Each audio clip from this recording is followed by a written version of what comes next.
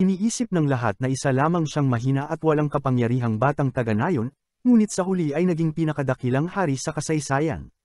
Noon pa mang matagal na panahon, may isang lalaking nagngangalang Gray na mula sa pagiging ulila ay naging mananakop ng buong mundo. Walang sino man ang nakatayo laban sa kanya, at ang mga nagtangkang labanan siya ay walang awang winasak sa mundo. Gayunpaman, kahit taglay niya ang lahat ng kapangyarihan sa mundo, nakaramdam pa rin siya ng kakulangan sa kanyang buhay dahil nag-iisa lang siya. Hanggang isang araw, bigla na lamang siyang natagpuang nalulunod sa isang kailaliman ng dagat at may tinig na nag-utos sa kanya na hanapin ang liwanag sa kanyang susunod na buhay. Napagtanto ng hari na siya ay namatay na, at sa susunod na saglit ay idinilat niya ang kanyang mga mata sa isang madilim na silid kung saan may 2 taong hindi niya kilala na nakadungaw sa kanya. Tinawag nila siyang Arthur at paulit-ulit na sinasabi sa isa't isa kung gaano kamukha ng kanilang anak ang bawat isa sa kanila, kahit na wala siyang ideya kung sino ang mga taong ito o kung nasaan siya. Napagtanto niya ngayon na siya ay muling isinilang na may buo pa ring kamalayan at alaala mula sa kanyang nakaraang buhay. Ang dakilang hari na ngayon ay isang karaniwang sanggol lamang ay labis na nahihiya sa kanyang bagong buhay bilang si Arthur. Hindi niya kontrolado ang kanyang katawan at ang pag-aasta bilang bata habang pinapalitan ng kanyang mga magulang ang kanyang lampin ay labis na nakakahiya para sa kanya. Isang araw, nakita ni Arthur ang kanyang ama na gumagamit ng mahika upang palakasin ang katawan at araruhin ang kanilang bukid gamit lamang ang isang suntok, at pagkatapos ay pagalingin ng kanyang ina ang sugat nito. Doon siya unang na-curious at napagtanto niyang hindi ito ang mundo ng daigdig dahil may mahika rito. Di naglaon, nalaman ni Arthur na ang kanyang ama ay isang adventurer na madalas lumalabas upang manghuli ng mga halimaw kasama ang kanyang mga kaibigan. Napagtanto niya na dahil pinapayagang magdala ng armas ang lahat sa mundong ito ay isang mapanganib na lugar, kaya't nagpasya siyang magpalakas agad upang maprotektahan ang sarili. Sa kasamaang palad, malayo pa ang araw na iyon dahil sa ngayon ay isa pa lamang siyang sanggol na inaantok tuwing kinakantahan ng lullaby ng kanyang ina. Gayunman, kalaunan ay nalampasan niya ang pagkadismaya niya tungkol dito at nagsimulang mag-enjoy sa mga mapayapang sandaling ito, dahil sa kanyang nakaraang buhay ay palagi siyang nasa panganib ng mga asasin na gustong patayin siya habang natutulog. Ilang buwan ang lumipas at natutong gumapang si Arthur sa loob ng bahay. Nagkukunwari siyang natutulog upang iwan siya ng kanyang ina, at palihim na pumupunta sa silid-aklatan ng kanilang bahay upang maghanap ng impormasyon tungkol sa mundong ito. Natagpuan niya na ang kontinenteng tinitirhan niya ay may bansang tinatahanan ng mga duwende sa timog at ng mga duwende sa hilaga. Ang bansa ng mga tao ay pinamumunuan ng isang hari, ngunit hindi tulad ng kanyang nakaraang buhay. Ang anak ng hari ang nagiging bagong hari sa mundong ito at walang labanan hanggang kamatayan para sa trono.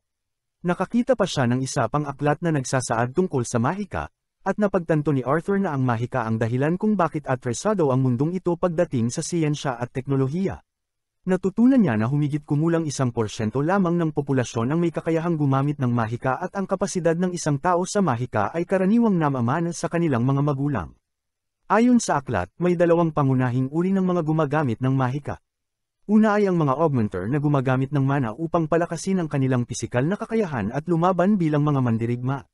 Ang ikalawang kategorya ay ang mga conjurer na kayang i-proyekto ang mana palabas ng kanilang katawan tulad ng mga salamangkero. Napagtanto ni Arthur na ang kanyang ama ay isang augmenter ngunit sa palagay niya ang kanyang ina ay hindi isang tipikal na conjurer dahil sa kanyang kakayahan sa pagpapagaling. Nagpasya siyang huwag munang isipin iyon at nagpatuloy sa pagbabasa kung paano maging isang magic user. Ayon sa aklat, upang makagamit ng mahika, kailangang magkaroon ng magic core na nabubuo sa pamamagitan ng pag-iipon ng mana sa loob ng katawan sa isang partikular na punto. Karamihan sa mga tao ay nagkakaroon nito pagdating nila sa pagbibinata at inaabot sila ng ilang taon upang makabuo ng isang malakas at kapaki-pakinabang na mana core. Gayunpaman, si Arthur ay mayroon ng alam na kahalintulad na konsepto sa kanyang nakaraang buhay, kaya niyang manipulahin ang panloob na enerhiya ng kanyang katawan na tinatawag na Kai, at ang pagbuo ng Kai core sa loob ng kanyang katawan ay katulad ng pagbuo ng isang mana core. Nagsimulang ituon ni Arthur ang kanyang mana sa loob ng kanyang katawan, umaasang magagawa niya ang unang hakbang upang maging malakas sa mundong ito. Ngunit habang siya'y malapit ng makabuo ng kanyang mana core, nahuli siya ng kanyang ina at ibinalik sa kama. Lumipas ang 2 taon na parang isang kisap mata, at isang araw habang abala ang ina ni Arthur sa pagsusulat ng tala sa kanyang diary tungkol sa anak, lumabas si Arthur upang matutong makipaglaban gamit ang espada mula sa kanyang ama. Habang patuloy niyang iwinawasiwas ang isang kahoy na parang espada, lumabas ang kanyang ina at galit na galit sa kanyang ama dahil tinuturuan niyang gumamit ng espada ang kanilang anak kahit kakalakad pa lang nito. Hindi ito bago kay Arthur, na ngayon napagtanto na ang kanyang ina ang tunay na may kapangyarihan sa bahay. Dinadala rin siya ng kanyang ina paminsan-minsan sa kalapit na lungsod, at palaging masaya si Arthur kapag naroon dahil marami siyang natututunan tungkol sa mundong ito. Interesado siya sa lahat, mula sa mga sandata hanggang sa mga kakaibang gamit na matatagpuan dito, ngunit ang pinakanakakapukaw ng kanyang interes ay ang mahika. Ang pagiging nasa lungsod ang nagbibigay sa kanya ng pinakamainam na pagkakataon upang makita ito ng malapitan. Maliban sa mga pagbisitang ito, namumuhay si Arthur ng payapa kasama ang kanyang mga magulang, at kahit na hindi siya komportable sa pagkakulong sa katawan ng isang sanggol, unti-unti niyang nagugustuhan ang tahimik na pamumuhay. Inaalagaan ng kanyang mga magulang ang lahat ng kanyang pangangailangan, at naaalala niya ang kanyang pagkabata sa ampunan sa kanyang nakaraang buhay kung saan labis niyang hinanggad na magkaroon ng pamilya, ngunit hindi kailanman natupad ang kanyang mga hiling. Isang araw, nakita ni Arthur ang kanyang ama na nagsasanay ng mahika upang palakasin ang kanyang mana core. Sabik na sabik siyang matuto sa kanyang ama, ngunit ang kaya lang nitong gawin ay magpalutang ng ilang bato mula sa lupa gamit ang mana. Hindi ito ikinatuwa ni Arthur dahil mas mabilis pa raw kung pupulutin na lang ito ng kamay.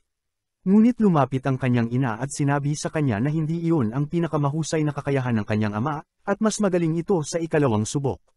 Muling kinonsentre ng ama ni Arthur ang kanyang enerhiya upang mapahanga ang kanyang asawa, at sa pagkakataong ito ay nagpakawala siya ng sunod-sunod na makapangyarihang atake na yumanig sa lupa.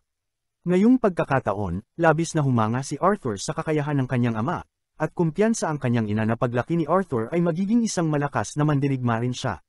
Nais ni Arthur na subukan ito agad, ngunit napagpasyahan ng kanyang ina na dalhin siya para sa kanyang oras ng pagtulog.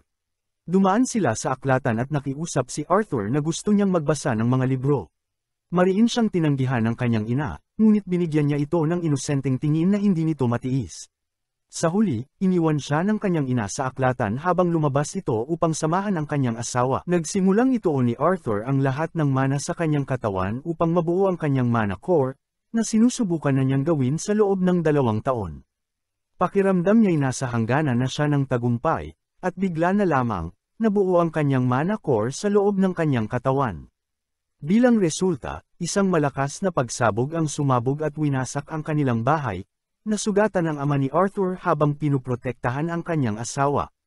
Pareho silang nagpanik sa pag-aakalang nasa panganib ang kanilang anak, ngunit pagpasok nila sa loob, hindi sila makapaniwala sa kanilang nakita. Si Arthur ay lumulutang sa hangin na may gintong liwanag.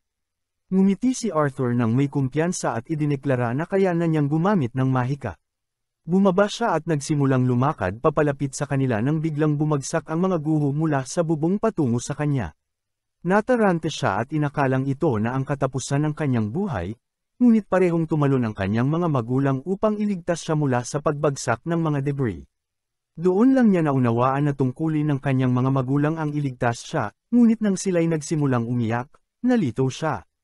Sa kanyang nakaraang buhay, hindi siya kailanman nakaranas ng ganitong bagay, at kahit ang mga magulang ng ibang bata ay hindi nagpakita ng emosyon maliban sa pagmamalaki o pagkadismaya.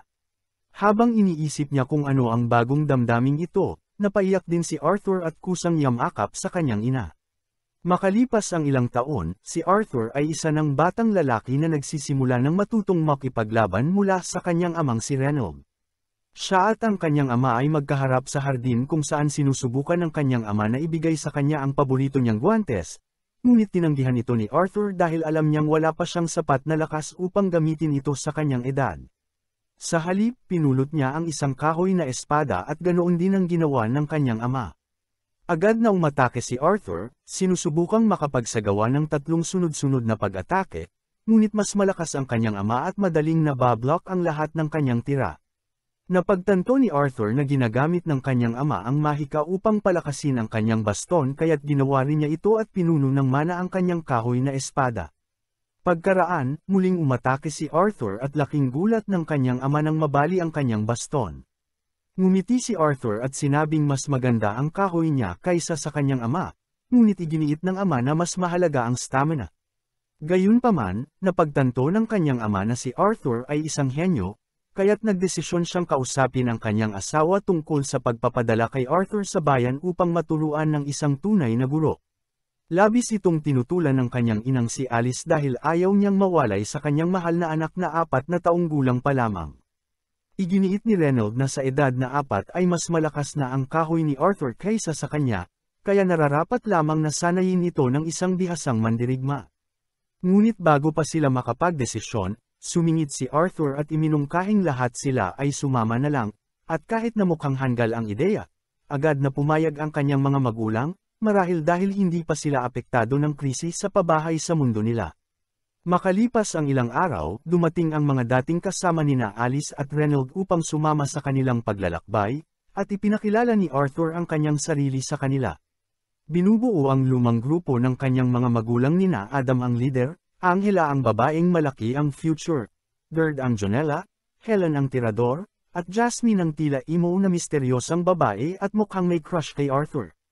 Di nagtagal ay nagsimula na silang maglakbay at nalaman ni Arthur na napakaprimibo pa rin ang transportasyon sa mundong ito kumpara sa dati niyang mundo kung saan may Kiev reporting sila. Pagkaraan ng ilang sandali, nagpahinga sila upang kumain ngunit hindi ito naging maayos dahil biglang lumitaw ang mga halimaw na lobo mula sa kagubatan dahil sa amoy ng pagkain. Agad na tumalon si Jasmine sa labanan gamit ang dalawang patalim at pinatay ang mga lobo na hamarang sa kanya, habang sina Reynold, Adam, at Helen ay pumapatay rin gamit ang kani-kanilang sandata. Samantala, ginamit ni Nader at Angela ang kanilang mahika upang durugan ang mga natitirang halimaw. Nang gabing iyon, nagdiwang sila habang kumakain ng karne ng mga halimaw, ngunit napansin ni Alice na may sugat pa rin sa braso si Reynold kaya't pinagaling niya ito. Agad na tumayo ang lahat ng miyembro ng grupo at bumuo ng protektibong bilog sa paligid nila, na ikinagulat ni Arthur. Kalaunan, ipinaliwanag sa kanya na si Alice ay isang napakabihirang uri ng manggagamot na may kakayahang magpagaling gamit ang mahika. Dahil sa pambihirang kakayahan nito, palaging nanganganib na maaga siya, kaya't isa ito sa mga dahilan kung bakit sila lumipat sa probinsya upang manatiling hindi pansinin. Sa kabutihang palad, gumana ang mahika ni Alice ng maayos. Matapos noon, nagpasya si Adam na kailangan niya ng ehersisyo at inimbitahan si Arthur na makipagsanayan. Sumang-ayon si Arthur habang binalutan ni Adam ng tela ang matulis na dulo ng kanyang sibat upang hindi masaktan si Arthur. Naghanda silang dalawa para sa labanan at pinuno ng mana ang kanilang mga sandata. Sa gulat ni Adam, si Arthur ang unang umatake, gamit ang mahika upang palakasin ang kanyang bilis. Gumalaw siya na parang kidlat patungo kay Adam bago biglang nawala at muling lumitaw sa likod nito, dahilan upang mabigla si Adam. Sa kasamaang palad, nadulas si Arthur, dahilan upang makabawi si Adam at nauwi sila sa matinding sagupaan. Nabigla ang lahat sa bilis ni Arthur ngunit sa huling sandali ay inihagis siya pataas dahil magaan ang kanyang katawan at kinailangan siyang saluhin ni Angela gamit ang kanyang wind magic. Maingat siyang lamandeng sa lupa habang sinermonan si Adam ng grupo dahil sobra ang kanyang atake sa isang batang gaya ni Arthur. Pilit namang ipinagtanggol ni Adam ang sarili, sinasabing masyadong malakas ang bata, pero wala ni isa ang nakinig sa kanya. Samantala, mukhang interesado si Jasmine sa kakayahan ni Arthur at nagsimulang magtanong sa kanya tungkol sa mga teknik na ginagamit niya. Lumipas ng mabilis ang mga sumunod na araw habang si Arthur ay nagsasanay, kumakain, natutulog, at muling nagsasanay kasama halos lahat ng miyembro ng grupo, natututo ng lance techniques mula kay Adam, push-ups mula kay Reynold, archery mula kay Helen, at tumakbo ng parang si Usain Bolt mula kay Jasmine na tila nagkakagusto na kay Arthur. Sinubukan niya itong akitin sa isang maliit na party sa pamamagitan ng pagbibigay ng maliit na espada na may baby oil, ngunit ayaw ng ina ni Arthur na mapahamak siya kaya tinawag siya nito palayo. Di nagtagal ay nagpatuloy sila sa kanilang paglalakbay sakay ng karwahe nang bigla silang mapilitang huminto sa ilalim ng misteryosong pangyayari. Biglang lumipad ang mga palaso patungo sa kanila at agad na napagtanto ni Arthur na sila ay inaatake ng mga tulisan. Si Nader at Adam ay agad na tumalon sa harap ng karwahe habang si Angela ay gumamit ng kanyang wind magic upang itaboy ang mga palaso. Sumilip si Arthur sa labas at nalaman niyang napalibutan sila ng mga tulisan. Inutusan ng pangit na pinuno ng mga tulisan ang kanyang mga tauhan na huwag saktan sina Alice at Arthur at patayin ang iba dahil pwede silang ibenta sa mataas na halaga. Sumigaw ang mga tulisan bilang pagsang-ayon at sumabak sa labanan, ngunit nagsimulang mapatamba isa-isa ni Reynold at ng kanyang grupo. Alam ni Arthur na mas malakas ang kanyang grupo kung individual ang labanan, ngunit lumilitaw ang problema nang sinubukan ng mga tulisan na daijin sila sa dami. Nagsimulang mapagod ang mga miyembro ng grupo sa walang humpay na laban habang ang pinuno ng tulisan ay sumugod kay Reynold at itinulak siya sa karwaheng kinaluluguran ni Arthur. Nasira ang karwahe habang mabilis na tinangkang tulungan ni Ali si Reynold, ngunit sinabi nitong huwag siyang gumamit ng magic dahil lalo lang lalala ang sitwasyon. Tumayo siya at sinabing dalhin ni Arthur ang kanyang ina sa ligtas na lugar habang siya ang haharap sa pinuno ng tulisan. Gustong lumaban ni Arthur at iginiit na kaya niyang labanan ang mga tulisan, ngunit sinigawan siya ng kanyang ama na gamitin ang lakas para protektahan ang kanyang ina dahil may dinadala itong sanggol. Naisip ni Arthur kung kailan nagkaroon ng oras ang kanyang mga magulang na gawin iyon, ngunit tumakbo pa rin siya kasama si Alice. Tinangkang habulin sila ng pinuno ng tulisan pero muling umatake si Reynolds kaya napilitan nitong ipagtanggol ang sarili. Patuloy na tumakbo si Arthur ngunit hinarang siya ng maraming kalaban. Buti na lang ay mga bihasa ang kanyang mga kasama at isa-isang pinatumba ang mga tulisan sa kanyang daraanan. Nagpasalamat si Arthur at tumakbo ulit ng buong bilis nang bigla silang tambangan ng isang mangkukulam na umatake gamit ang wind magic. Itinulak ni Arthur ang kanyang ina sa ligtas na lugar at siya ang tinamaan ng malakas na atake, dahilan para siya'y mapalipad sa ere at mahulog sa bangin. Nagpasya siyang hindi mamamatay ng mag-isa at inihagis ang kanyang kutsilyong may tali sa kanyang kalaban, dahilan para mahulog din ito. Agad na sinubukang gamitin ni Nader at Angela ang kanilang magic para iligtas si Arthur habang umiiyak si Alice at tinatawag ang pangalan niya. Sa mga sandaling iyon, ramdam ni Arthur ang kapayapaan na parang may natupad siya. Naisip niya, ganito ba ang pakiramdam ng kaligayahan? Nang biglang pamatak ang kanyang luha matapos niyang mapagtantong magiging kuya na sana siya, ngunit ngayon, nawala na ang buhay na iyon sa kanya. Nakakagulat na nakaligtas si Arthur sa pagkahulog at nagising na nasa harapan ng isang napakalaki at nakakatakot na halimaw. Dahil dito, labis siyang natakot. Ang itsura ng halimaw ay nag-iwan kay Arthur ng matinding takot na hindi siya makapagsalita. Pinaghihinalaan ni Arthur na nilinlang siya ng halimaw papunta roon kaya sinubukan niya itong saktan, ngunit itinulak lang siya nito gamit ang isang pitik ng daliri. Tiniyak nito sa kanya na hindi siya kalaban, at tumayo ito upang kumuha ng mahiwagang prutas mula sa isang kakaibang halamang siya mismo ang nagtanim upang pakainin si Arthur.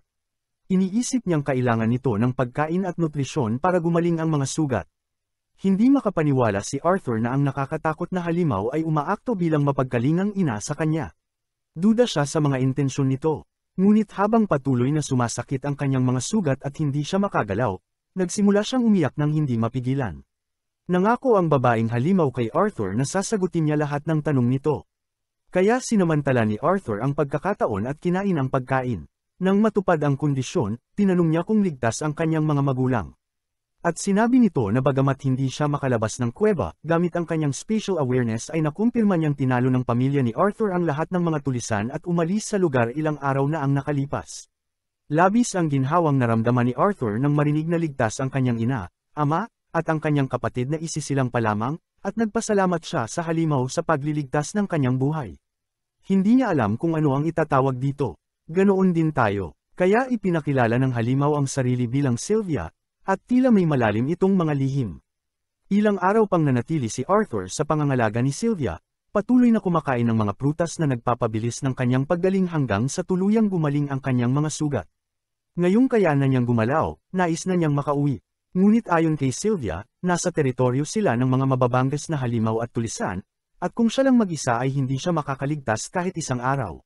Gayunpaman, nakaisip si Sylvia ng paraan para makaalis siya dahil ayaw niyang magkalayo ang batang ito at ang kanyang pamilya. Gamit ang huling natitirang mahika, nagsimula siyang maghanda upang magbukas ng Dimensional Rift. Sa panahong iyon, ginugol ni Arthur ang kanyang mga araw sa pagsasanay sa espada. Patuloy niyang iniisip kung anong mga lihim ang itinatago ng nakakatakot na halimaw na ito, kung bakit napakabait nito sa kanya, at kung ano ang dahilan ng butas sa kanyang dibdib. Ngunit dahil hindi ito nagsasalita tungkol sa sarili, wala siyang paraan upang malaman. Matapos ang pagsasanay, nagmumuni-muni siya upang palakasin ang kanyang mana core na siyang kumuha ng interes ni Sylvia. Ipinakita nito sa kanya ang isang mas kamangha-manghang paraan, isang paraan upang mangalap ng mana mula sa paligid habang sabay na gumagamit ng mahika. Ipinaliwanag ni Sylvia kung paanong ang nakasanayang konsepto ng tao ukol sa mana ay nagdudulot ng problema sa pagkolekta at paggamit nito ng magkahiwalay. Itinuro niyang maraming nilalang na tulad niya ang kayang gawin pareho ng sabay, kaya't hindi sila nauubusan ng mana. Dagdag pa niya, ang mga magical beasts ay kayang gawin ito na parang normal lang na paghinga. Tinanong niya si Arthur kung nais ba nitong matutunan ang kakayahang ito. At syempre, masiglang sumang-ayon si Arthur. Ngunit bago siya turuan, tinanong muna siya ni Sylvia ng isang bagay, bakit niya gustong matutunan ang kakayahang ito. Tapat na sumagot si Arthur. Sinabi niyang sa pamamagitan ng kapangyarihang ito, magiging mas malakas siya. At sa lakas na iyon, nais niyang patayin ang sinumang mananakit sa kanyang mga mahal sa buhay. Dahil sa inosente ngunit mapaghiganting sagot na iyon, tinapik siya ni Sylvia sa noo. Sinabi niyang bumagsak siya sa pagsubok. Hindi niya tuturuan ang taong ginagabayan ng puot. Pero para kay Arthur, natural lang ang kaputan sa mga kaaway. Mula sa mapapait na karanasan ng kanyang nakaraang buhay bilang pinakamalakas na hari, naramdaman ni Sylvia ang dugong uhaw sa karahasan kay Arthur at sinabi niyang hindi kailanman dapat hangarin ang pananakit ng kapwa. Pagkatapos ng isang saglit, humingi siya ng paumanhin sa malakas na pitik niya. Ngunit pinaalalahanan din niya si Arthur na ang parehong kamay na maaaring lumipol sa kanya ay siya ring kayang humaplos ng marahan. Iyon ang nais niyang maunawaan ni Arthur, mas mabuting maging mabait sa kapwa, dahil ang galit, puot, at karahasan ay tanging sakit lang ang iniiwan. Iniligtas niya si Arthur gamit ang kanyang malasakit, at ayaw niyang dumungis sa kabutihang iyon ng galit ng bata. Habang unti-unting nauunawaan ni Arthur ang nais iparating ni Sylvia, tinanong siya ulit nito, para saan niya gagamitin ang kapangyarihan kapag siya ay naging malakas. Naalala ni Arthur ang mga alaala kasama ang kanyang mga magulang at mga kaibigan at sumagot na nais niyang maging malakas upang maprotektahan ang kanyang mga mahal sa buhay. Sa pagkakataong ito, pumayag na si Sylvia. Habang nasa isang bangin malapit doon, may lumitaw na nilalang na kamukhang kamukha ni Sylvia. Ipinahayag niyang matagal na niyang hinahanap si Sylvia na nagtago upang umiwas sa kanyang kaharian. Isang flashback muli ang bumalik sa nakaraang buhay ni Arthur. Ngayon ay nasa kanyang silid-hari siya. Pagkagising sa umaga, nagtungo siya sa opisina ng isa sa kanyang mga nasasakupan na miyembro ng parlamento. Diretsa ang sinabi ni Arthur na isa lamang siyang hari sa pangalan, at sa totoo lang, ang tunay na kapangyarihan ay nasa kamay ng parlamento. Sa mundong nauubos na ang yaman at unti-unting bumababa ang bilang ng ipinapanganak, naniniwala si Arthur na ginagampanan lamang niya ang papel na itinalaga sa kanya, isa siyang kasangkapan ng karahasan. Sinubukan siyang pakalmayan ng kanyang nasasakupan sa pamamagitan ng papuri. Sa anumang kaso, umalis si Arthur at di nagtagal ay misteryosong pinaslang. Habang sinusubukan ni Arthur gamitin ang bagong kapangyarihang ibinigay sa kanya ni Sylvia, naalala niya ang kanyang nakaraang buhay.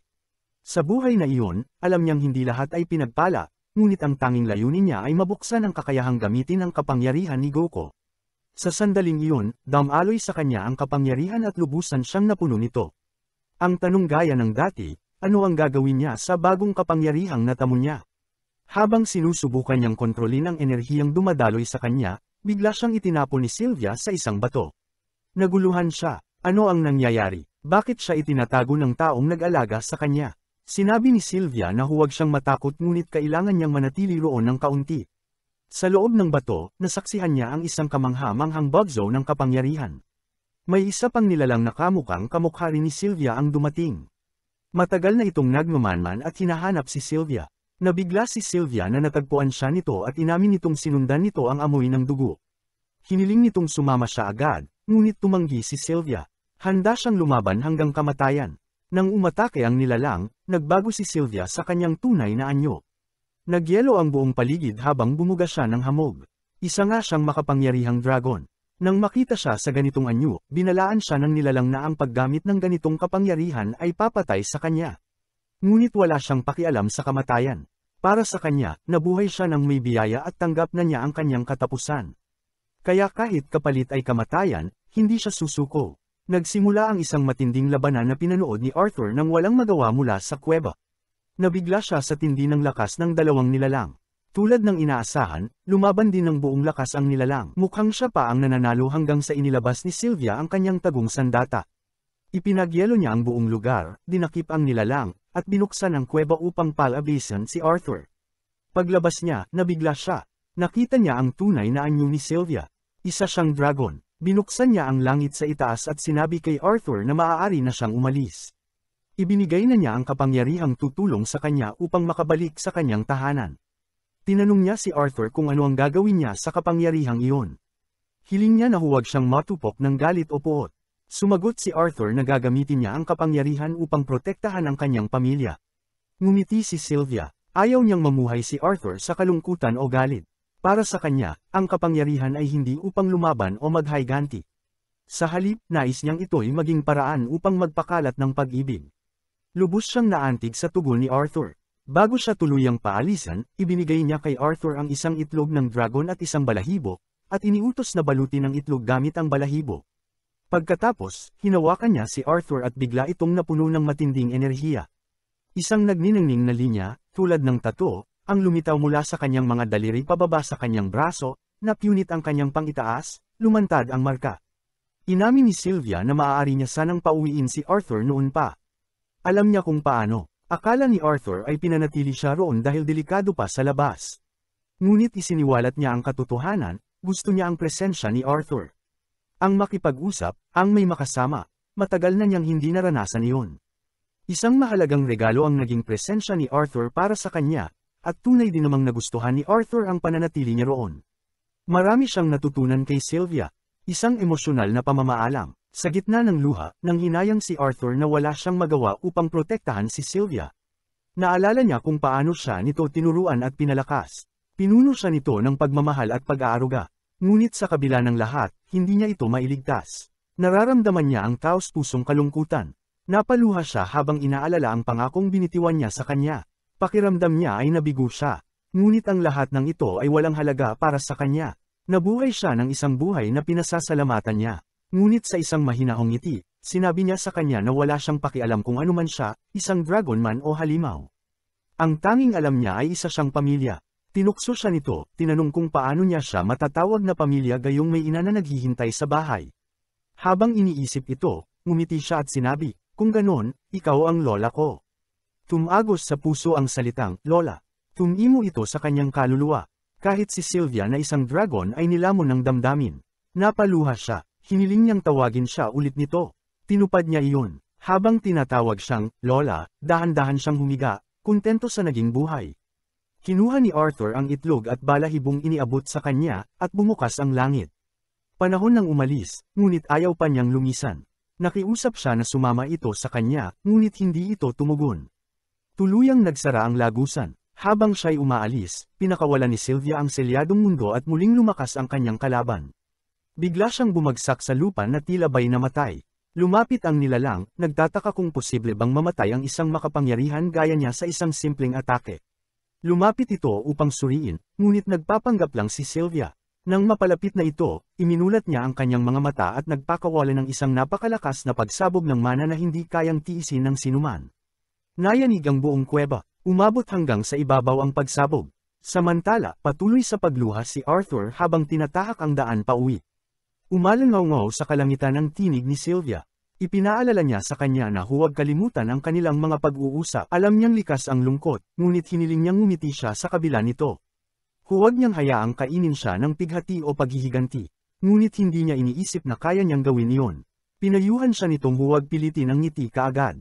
Dapat ay unti-unti niyang baguhin ang mundo, hakbang sa bawat hakbang. Nag-aalangan si Arthur, ngunit ipinaalala niya kung sino siya. Siya si Haring Gray, ang pinakamalakas na hari. Kaya niyang gawin ang lahat. Hiniling niya na huwag niyang punuin ang puso ng galit at sakit, kundi mamuhay ng masaya. Nabigla siya na sa lahat ng oras na magkasama sila, alam na pala ni Sylvia ang tunay niyang pagkatao. Isang tagpong puno ng katotohanan at matinding damdamin. Sa huli, unti-unting naglaho sa hangin ang tinig ni Sylvia. Nasa Earth na si Arthur at maingat na isinilid sa kanyang bag ang mga Red Shalom iniwan nito. Sa bagong paninindigan at lakas, nagsimula siyang maglakad pauwi, may layuning baguhin ang mundo ng may ngiti, isang hakbang sa bawat pagkakataon. Ngunit magtatagal kaya ang paninindigang ito. Pinabilis ni Arthur ang kanyang galaw gamit ang mana at dumaan sa Elshire Forest, sinisigurong hindi masaktan ang itlog ni Sylvia. Habang tumatalon mula sa isang puno patungo sa isa pa na parang si Tarzan, narinig niya ang mga tinig ng grupo ng tao. Lumapit siya sa kanila sa pag-asang dadalhin siya ng grupo sa lungsod kung nasaan ang kanyang pamilya. Ngunit pagkatalon niya sa puno sa itaas nila, napagtanto niyang 4 na tulisan pala ang mga ito na dumukot sa isang babaeng elf upang ibenta bilang alipin. Kamakailan lamang ay hinarap na ni Arthur ang isang grupong tulad nila na nagtangkang hulihin siya at ang kanyang ina upang ibenta. Ipinagpalagay niyang kaugnay rin ang mga ito, kaya hinanggad niyang maghayganti. Samantala, itinulak ng mga mangangalakal ng alipin ang babaeng elf sa karwahe at naghanda ng lisanin ang gubat. Sa pagkakita sa lahat ng ito, napuno ng galit si Arthur. Ngunit inalala niya ang payo ni Sylvia, kaya pinakalma niya ang sarili at sinundan ang karwahe hanggang sa gabi kung kailan nagtayo ng kampo ang mga tulisan. May opsyon si Arthur na maging ligtas sa pamamagitan ng patuloy na pagsunod sa kanila hanggang sa bayan habang nananatiling nakatago. Ngunit kung gagawin niya ito, kailangan niyang talikuran ang pagligtas sa babaeng elf. Kaya naghintay siya hanggang hating gabi bago kumilos. Gumagamit ng mga sungay na lobo ang mga tulisan para hilahin ang kanilang karwahe, at nakaisip si Arthur ng plano upang guluhin sila. Binato niya ng bato ang mga lobo na naging sanhi ng malalakas na alulong. Sinubukang pakalmayin ng isa sa mga tulisan ng mga lobo, takot na baka may mga mapanganib na nilalang na maakit, at sinimulang saktan ang isa sa mga ito. Sinamantala ni Arthur ang pagkakataon para lapitan ito mula sa likod, pinatibay ang kanyang kanang kamay gamit ang mana upang maging matalim at pinatulog ang lalaki. Kinuha niya ang kutsilyo nito at walang awa niyang pinaslang ang pangalawang mangangalakal. Naramdaman ng pangatlong tulisan ang kakaiba, ngunit bago ito makakilos, tinaga ni Arthur ang kanyang binti. Agad nitong dinalaan ang kanilang pinuno ukol sa batang salamangkero, ngunit hindi ito sineryoso ng pinuno at inisip na mas malaking pera ang kikitain niya. Kumbinsido siyang mahuhuli niya si Arthur ng buhay, ibinaba niya ang kanyang espada upang hindi masira ang produkto, at pinatibay ang kanyang mga kamay gamit ang mana bago sumugod kay Arthur ng walang sandata. Umiwas si Arthur sa unang suntok at tinangkang agawin ang armas gamit ang trick ng sinulid na ginamit niya sa nakaraang laban. Ngunit mas bihasa sa pakikipaglaban ng pinuno ng tulisan at naunawaan agad ang taktika ni Arthur, kaya sinipa siya palayo. Pagkatapos ay binuhat siya nito sa binti na tila wala lang, at idineklara na iyon na ang kanyang katapusan. Ngunit para kay Arthur, iyon pa lang ang simula. Sinunog niya ang kaliwang binti ng pinuno gamit ang biglaang apoy, at dahil sa tindi ng galit nito, gusto na niya ngayong patayin si Arthur, sinabing ibebenta na lang niya ang bangkay ng batang bastos sa mga kakaibang collector. Habang abala ang pinuno ng mga tulisan sa kanyang chismis, ginamit ni Arthur ang kanyang teknik sa sinulid upang ihagis ang kanyang kutsilyo at tinamaan ito sa noo ng pinuno. Agad siyang napatay. Buhay pa ang ikatlong tulisan at nakiusap kay Arthur na patawarin siya, nangangakong magbabayad sa kanyang mga kasalanan. Ngunit alam ni Arthur na pawang kasinungalingan lamang ang lahat ng iyon. Bukod pa rito, hindi siya maaaring mag-iwan ng mga saksi sa kanyang mga ginawa kaya tinapos niya rin ito. Pumasok siya sa karwahe, tinanggal ang piring ng takot na babaeng elf, at sinabing ligtas na siya at makakauwi na. Hindi niya maintindihan ang nangyayari at nag-aalala nang mapansin niyang may mga sugat si Arthur sa katawan. Napagtanto ni Arthur na hindi sanay ang mga bata sa karahasan kaya agad niyang tinakpan ang mga bangkay ng mga tulisan bago ito makita ng elf. Nagsinungaling siya at sinabing namatay ang mga masasamang tao sa isang aksidente, at dahil bata pa ito, naniwala agad. Kinuha ni Arthur ang ilang gamit na maaaring makatulong sa kanyang paglalakbay at aalis na sana, ngunit pinigilan siya ng elf at nakiusap na huwag siyang iwan sa mapanganib na gubat. Ikinwento ng bata na minsan sinabi ng kanyang mga magulang na may mga multo sa puno na kumakain ng mga bata, pero alam niyang panakot lang iyon. Napagtanto ni Arthur na wala siyang ibang magagawa kundi dalhin ang elf pauwi. Ginamit ng bata ang kanyang pakiramdam sa direksyon at sinabing nasa timog ang kanilang tahanan, kabaligtaran ng direksyon ng mga magulang ni Arthur. Tinanong siya ni Arthur kung paano siya nadukot at sinabi niyang habang humahabol siya sa mga paro-paro, naligaw siya sa gubat. Hindi na nagulat si Arthur, inaasahan na niyang ganoon kababaw ang dahilan. Naalala niya ang panahong ikinulong rin siya noong kaedad niya ito. Ayaw niyang maranasan ito ng bata kaya't pumayag siyang ihatid ito pauwi. Ayaw naman ng elf na gamitin ang mga may sungay na lobo sa kanilang paglalakbay, dahil ayon sa kanya mamamatay ang mga ito kung malalayo sa kanilang natural na tirahan. Matapang niyang pinalaya ang mga ito at tahimik silang bumalik sa gubat. Masaya si Arthur na nailigtas ang isang mabait na bata at mas determinado siyang ihatid ito ng ligtas. Kinaumagahan, nagsimula na silang maglakad pauwi. Sa wakas, tinanong ni Arthur ang pangalan ng elf. Ipinakilala niya ang sarili bilang Tessia. Nang tanungin niya ang pangalan ni Arthur, sinabi rin ito. Habang naglalakad, inisip niyang baka nagugutom na ito kaya't binigyan niya ng mangkok, pinaupo, at pinakain. Kahit hindi gutom, sabi niya mas mabuting kumain para sa katawan, mahaba pa ang lalakarin nila. Naalala niya si Sylvia na minsang nagsabi rin nito sa kanya, kumain kahit hindi gutom dahil kailangan mo ng lakas. Napansin niyang nagsasalita na siyang parang si Sylvia at napangiti. Natural lang siguro, dahil kapag matagal mong kasama ang isang tao, nakukuha mo ang kanilang gawi. Pagkatapos pakainin si Tessia, nagreklamo ito na may kakaibang amoy ang pagkain. Niligtas ka na nga at binigyan ng pagkain, tapos magrereklamo pa, karaniwang ugali ng bata. Sinabi niyang magdadagdag na lang siya ng dahon pero hindi pa rin ito nagustuhan. Napagtanto niyang hindi niya talaga naranasan ang tunay na pagkabata. Para sa kanya, ang pagkain ay para sa kalusugan, hindi sa panlasa. Sa panunood sa bata, unti-unti niyang nauunawaan kung ano ang ibig sabihin ng pagiging bata. Nagreklamo itong gusto niya ng matamis pero wala talagang ganoon sa gubat. Nagpatuloy ang kanilang paglalakbay at sa totoo lang, naging kawili-wili ito. Tinanong niya ang tungkol sa syudad ng bata at ipinakita nito ang mana na hinahabol niya, at sinabing marami raw nito sa kanilang lugar. Nasabik rin siyang magising ang kanyang mana upang makapag-aral sa kanyang guro. Nagulat si Arthur, hindi niya alam na may mga paaralan ang mga elf. Nang tanungin niya, tila hindi ito naintindihan ng bata. Naglakad sila hanggang dapit hapon at nagtayo si Arthur ng tent para matulugan ng bata. Narinig niya ang mga alulong ng mga lobong may sungay na pinalaya niya at nag-alala na baka umatake ang mga ito. Nagsisi siyang hindi niya pinatay ang mga ito noong may pagkakataon pa siya. Pumasok si Tessia sa tent at sinabi niyang matulog na rin siya, ngunit bilang isang protektibong kuya, nagpumilit siyang manatili sa labas upang magbantay. Nakipagtalo siya, sinabi sa kanya ng kanyang lolo na huwag matulog sa parehong kwarto ng kabaligtarang kasarian ngunit gagawa siya ng exception. Nangako siyang itatago ito. Nang magpatuloy siyang tumanggi, lumabas siya na natatakot. Sinabi niyang kung mananatili siya sa labas, maaaring mapansin ng anumang panganib na pinuprotektahan siya nito at matagpuan siya. Kaya't para sa kanyang kaginhawaan, pumayag siyang umupo sa loob. Sa loob ng tent, nagsimula siyang magkwento tungkol sa mga tao, kung paanong sila'y makasarili at maraming asawa. Sinubukan niyang itama ito, ngunit nakatulog siya. Sa huli, nakatulog din siya. Kinabukasan, nagpatuloy ang kanilang paglalakbay. Mula sa pagtalon sa mga bundok hanggang sa paglakad sa tubig, pinapatunayan niyang isang matibay na kuya. Ang pagiging kasama niya ay nagpapaisip sa kanya kung ano ang ibig sabihin ng maging bata.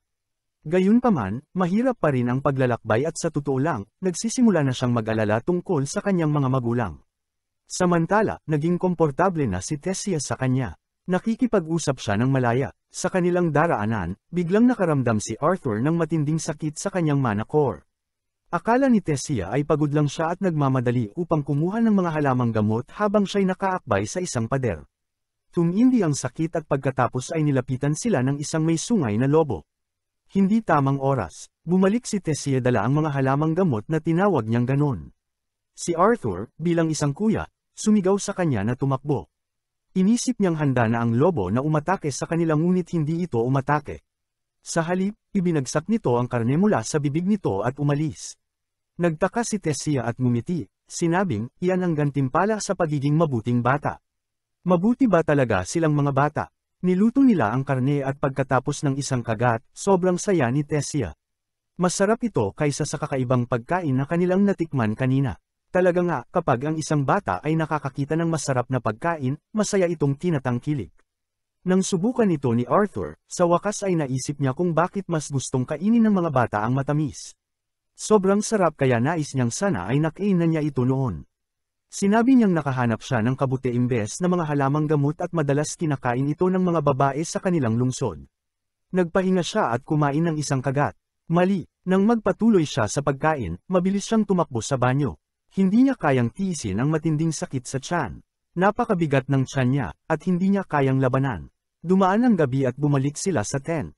Ang talukap ng mata ni Arthur ay nagsasara dahil siya'y pagod at stressed. Nais niyang matulog ngunit si Tessia ay puno ng mga kwento mula sa mga libro tungkol sa mga tao at mga duwende na nabasa niya habang lumalaki siya at ang mga pangarap niyang makatagpo ng mga ito. Ngunit hindi daw siya makakatagpo dahil narinig niya na masama ang mga tao kaya't hindi niya alam kung anong gagawin. Nakaidlip siya habang nag-uusap at si Tessia, tulad ng isang mabait na kapatid, tinakpan siya ng tela. Kinabukasan, nagpatuloy silang maglakbay. Pagod na pagod si Arthur ngunit itinatago ito sa isang ngiti upang hindi siya mag-alala. Kahit na tinanong siya ni Tessia kung siya'y pagod, sinungaling siya at sinabing malakas pa rin siya kahit kitang-kita ng mga bulag na mahina siya. Nang malapit na sila sa kanyang nayon, nagtanong siya kung pwede siyang magbigay ng palayaw sa kanya, Artie. Tinawag niya siyang kagalang-galang na prinsesa bilang kapalit. Hindi ito tinanggap ni Tessia ng maayos at sinabi niyang sinubukan lang niyang pakiramdaman siya ng kaibigan. Ang pagkakaibigan ay isang bagay na halos hindi niya naranasan kaya't hindi ko siya masisisi. Naglakad siya pasulong at nakakita ng isang bukas na lugar. Hindi ito napansin ni Arthur sa una ngunit tinawag siya ni Tessia. Hindi niya alam kung ano ito. Bago niya namalayan, nakabitin siya sa gilid nito, tinatawag siya na sumama. Sa sandaling iyon, naguguluhan siya. Pumunta ba siya sa kanya o babalik na lang? Kinuha niya ang kamay niya at sumama. Nakarating sila sa kabilang panig at siya'y humiga sa sahig, mahina. Bago pa siya makarecover, pinalibutan siya ng mga armado. Sabi nila, sinundan nila sila sa pamamagitan ng butas ng teleportasyon. Bigla silang humawak sa kanya at ipinatalim ang espada sa kanyang leeg. Sumigaw siya para kay Tessia, ngunit nakita niya siyang nakatayo lang at walang ekspresyon. Sinabi ng mga gwardya kay Arthur na ipaliwanag kung sino ang nagpayag sa isang tao na tulad niya na makapasok sa kanilang banal na lupain. Lumingon si Arthur kay Tessia, umaasang siya ang magpapaliwanag sa sitwasyon, ngunit nananatili itong tahimik kaya nakakaramdam si Arthur ng pagtataksil at kahangalan sa pag-aakalang kaibigan niya ito. Ngunit ang totoo, nag-aatubili lang si Tessia na magsalita dahil isa pa rin siyang bata. At nang inanunsyo ng mga gwardya na papatayin nila si Arthur, saka lang siya kumilos, ipinagtanggol si Arthur at sinabing iniligtas siya nito. Gayunpaman, ipinagpipilitan pa rin ng mga gwardya na na-brainwash ni Arthur si Tessia para maniwalang iniligtas siya nito, oo nga naman.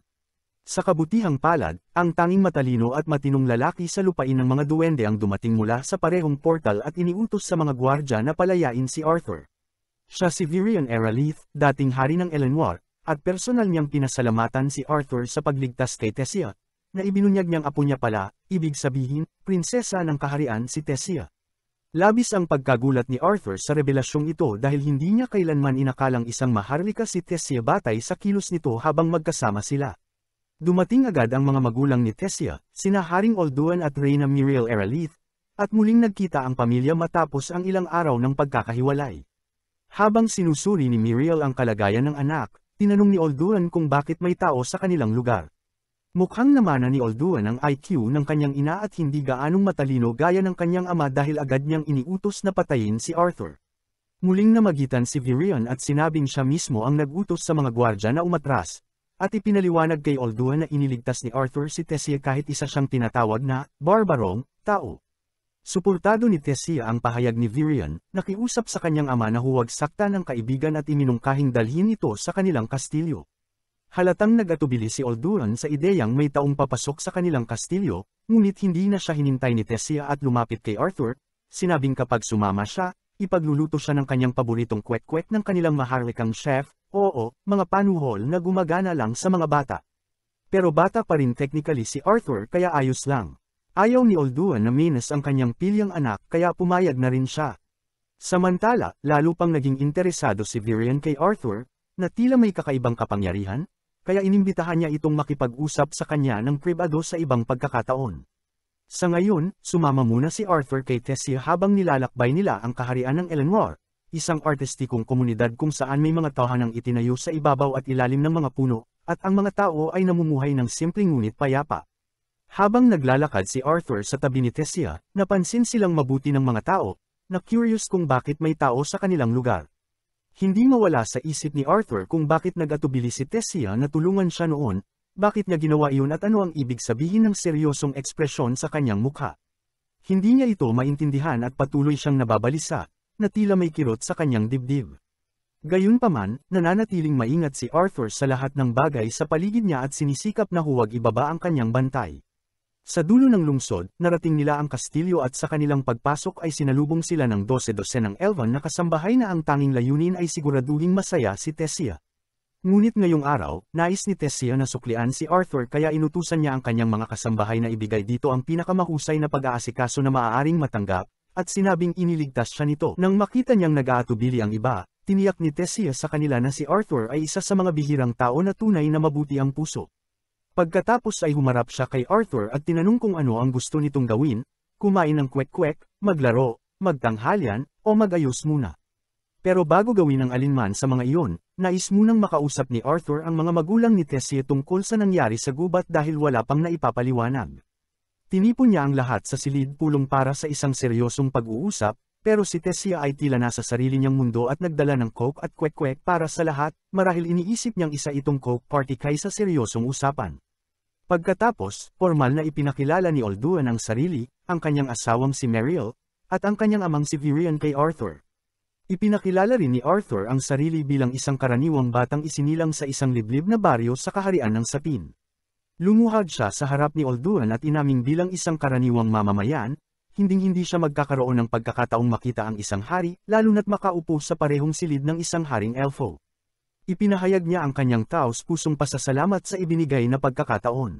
Ikinagulat ni Olduan kung gaano kaedukado si Arthur sa kabila ng sinasabing pinagmulan nito bilang isang hampas lupa, ngunit pinayagan niya itong magpatuloy. Ikinwento ni Arthur ng detalyado ang mga pangyayari, kabilang ang pagkakahiwalay niya sa kanyang pamilya. Hindi siya nagsinungaling sa hari, ngunit hindi rin niya sinabi ang buong katotohanan, gaya ng engkwentro niya sa mahiwagang dragon na si Sylvia. Habang inilalahad ni Arthur ang kwento at umabot sa bahaging nakita niya si Tessia na kinikidnap ng mga mangangalakal ng alipin, muling nagbago ang atmosfera sa silid. Sinamantala ni Olduan ang pagkakataon upang sisihin ang buong sangkatauhan sa ginawa ng mga mangangalakal ng alipin sa kanyang anak. Sa kabilang banda, tinanong ni Virion ang totoong tanong, paano nagawang iligtas ng isang 5 taong gulang na bata si Tessia mula sa 3 ganap na lalaki? Hindi ito maaring resulta ng pakikiusap o pagmamakaawa. Kaya't isiniwalat na ni Arthur ang totoo, isa siyang magaling na salamangkero at ginamit niya ang kanyang kapangyarihan upang lipulin ang mga mangangalakal ng alipin. Gayunpaman, hirap paniwalaan ni Olduan ito, at ang parehong gwardyang nagsalita kanina ay muling naglabas ng di kailangang opinyon, iginiit niyang maaaring binura ni Arthur ang isip ni Tessia upang makapasok sa kanilang banal na lupain. Hindi na nagtimpi si Virion, na mula pa sa simula ay kumakampi kay Arthur, at agad na pinatahimik ang gwardya. Lumapit din si Tessia at ikinwento na narinig niya ang usapan ng mga mangangalakal tungkol sa pagbebenta sa kanya sa mataas na halaga. Nang matapos ni Tessia ang pagsasalaysay ng pinagdaanan niya bago siya mailigtas ni Arthur, naging emosyonal ang kanyang ina at niyakap siya ng mahigpit, tunay ng napakagandang masdan ng pagmamahal ng isang ina. Napagtanto rin ni Olduan ang pinagdaanan ng kanyang anak, kaya't sinabi niya kay Arthur na naniniwala siya rito at nagpapasalamat sa lahat ng ginawa nito para sa kanila. Pagkatapos ipaliwanag kung paano niya nakilala si Tessia, sinabi na rin ni Arthur ang dahilan kung bakit niya hiniling ang pag-uusap na iyon, nawawala rin siya mula sa kanyang pamilya at ang tanging nais niya ay muling makasama ang kanyang mga magulang sa sapin. Hindi makapaniwala si Olduan sa narinig, si Arthur ba'y humihiling na tumulong ang mga elfo sa mga tao na tinuturing nilang barbaric. Iginiit ni Olduan na hindi siya kailanman tutulong sa mga tao at kailangang unawain ni Arthur na sarili niyang paraan ang kailangang hanapin pauwi. Ngunit maaasahan si Arthur na makaisip ng sagot, pinaalala niya kay Olduan ang mga ginawa niya para sa kanilang pamilya at lungsod. Sinabi niyang kung hindi nila siya tutulungan pagkatapos ng lahat ng ginawa niya para sa kanila, sila rin ay barbarica at wala silang karapatang tawaging barbarica ang mga tao kung gayon ay pareho lang ang kanilang asal. Tumingin si Virion kay Olduan na para bang sinasabi ng kanyang mukha, nahuli ka na. Sinabi ni Virion na nahuli na si Olduan sa sarili niyang mga salita, at lumapit din si Tessia sa tabi ng kanyang ama, pinagmamasdan kung anong desisyon ang gagawin nito. Sa huli, wala nang nagawa si Olduan kundi tanggapin ang kahilingan ni Arthur. Ngunit ipinaalam niyang ang nag-iisang teleportation gate papuntang sapin ay maaari lamang buksan kada 7 taon. At dahil kamakailan lamang ito ginamit ng 3 pinuno, ang susunod na pagkakataon upang ito'y mabuksan ay sa loob ng 5 taon. Wala si Arthur ng ganoong kaluwagan sa oras, hindi siya pwedeng maghintay ng 5 taon bago muling makasama ang kanyang pamilya. Hinala rin iyon ni Olduan kaya sinabi niyang magpapadala siya ng mga sundalo upang samahan si Arthur pauwi kaya magsisimula ang kanilang paglalakbay kinabukasan. Nakaramdam ng ginhawa si Arthur sa narinig pero biglang sumakit ulit ang kanyang mana core. Nahirapan siyang umalis sa pagpupulong at naligo. Hindi nawala ang sakit kahit pagkatapos maligo. Hinawakan niya ang kanyang dibdib ng mahigpit at iniisip kung ano ang maaaring dahilan ng kanyang sakit at kung ano ang solusyon dito. Naisip niya si Sylvia at tinanong kung ano ang dapat niyang gawin sa sakit na iyon. Sa kasamaang palad, hindi agad dumarating ang sagot. Naglakad-lakad siya sa palasyo at ang sariwang hangin ay bahagyang nakabawas sa sakit. Naisip niya ang kanyang mga magulang at kung gaano niya sila kamiss. Nagtataka siya kung buhay pa ba sila pero tinapos niyang masyado silang malakas para mamatay ng ganoon lang kaya sigurado siyang ayos sila. Nang tumingala siya at nakita si Tessia kasama ang kanyang mga magulang, naisip niya kung masaya rin ba siyang tatanggapin ng kanyang pamilya o magagalit sila sa kanya sa pag-alis ng matagal. Lahat ng ito'y bumigat sa kanyang damdamin kaya napatigil siya. Tumakbo si Tessia papunta sa kanya. Tinukso niya ito sa pagtawag na isang princess ang spoiled at sinabing mag-enjoy na lang sa piling ng kanyang mga magulang. Inilahad niya ang kanyang pag-aalala tungkol sa kanyang mga magulang at kung tatanggapin pa ba siya ng mga ito. Hinawakan ni Tessia ang kanyang pisngi at naisip kung gaano siya kapeti. Anong ibig mong sabihin na hindi matutuwa ang mga magulang mong bumalik ka? Tanong niya, laging nag-aalala ang mga magulang sa kanilang anak at sigurado siyang nag-aalala rin ngayon ang mga magulang ni Arthur sa kanya. Habang yakap siya ni Tessia, bumagsak sa kanila ang mga makinang na bellflower. Tiningnan niya ito at sinabi kung ano ang mga ito. Sa pagkakita niya sa ekspresyon ni Tessia, naalala niya noong pumasok siya sa lungsod at inakala niyang pagtataksilan siya ni Tessia dahil sa ganoong tingin. Pero masaya siyang hindi siya ginantihan ng masama. Gayunpaman, parang pamilyar sa kanya ang mga bulaklak na iyon. Bumalik siya sa kanyang iniisip, nagtatanong kung ano ang kanyang nakikita. Ang inaakalang bulaklak ni Tessia ay hindi bulaklak sa kanyang paningin kundi isang sandata.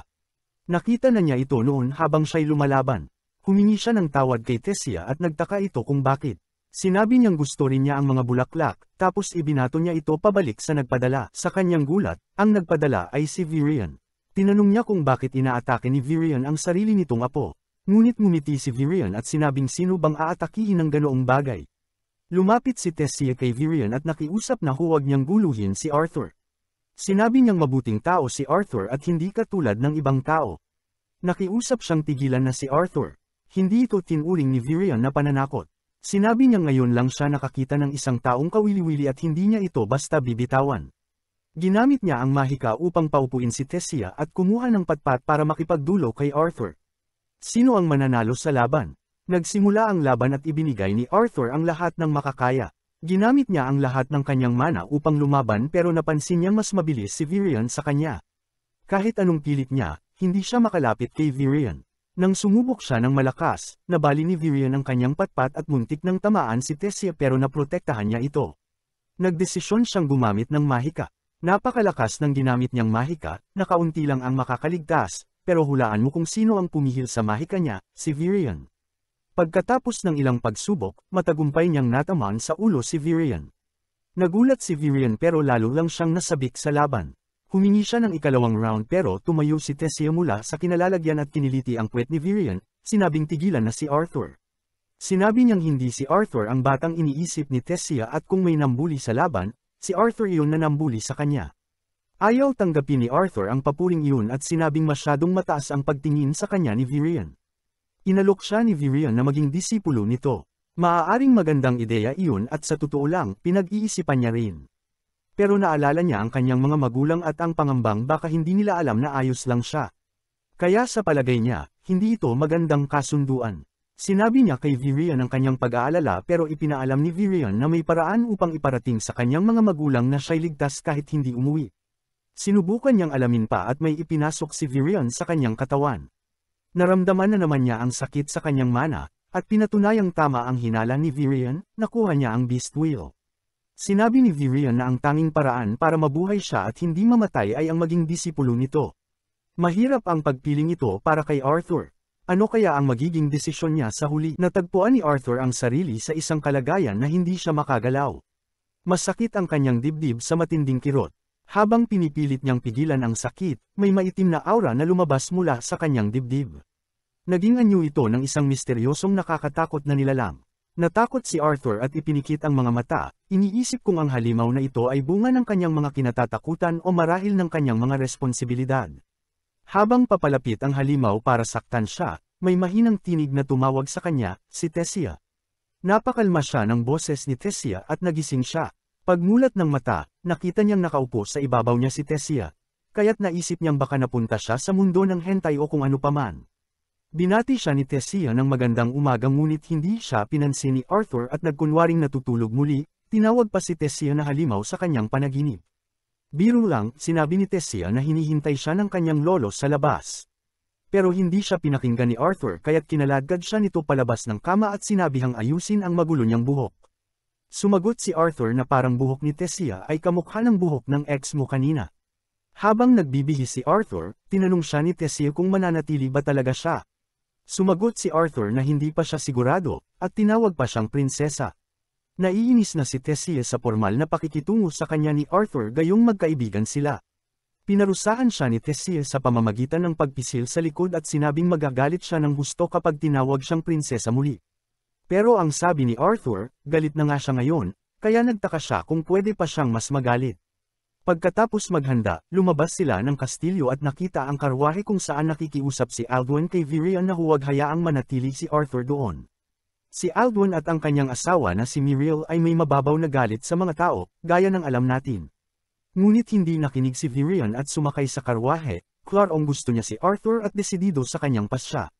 Narinig ni Tessia ang sinabi ni Alduin kaya't muling ipinagtanggol si Arthur, sinabing dapat payagan siyang manatili dahil iniligtas siya nito.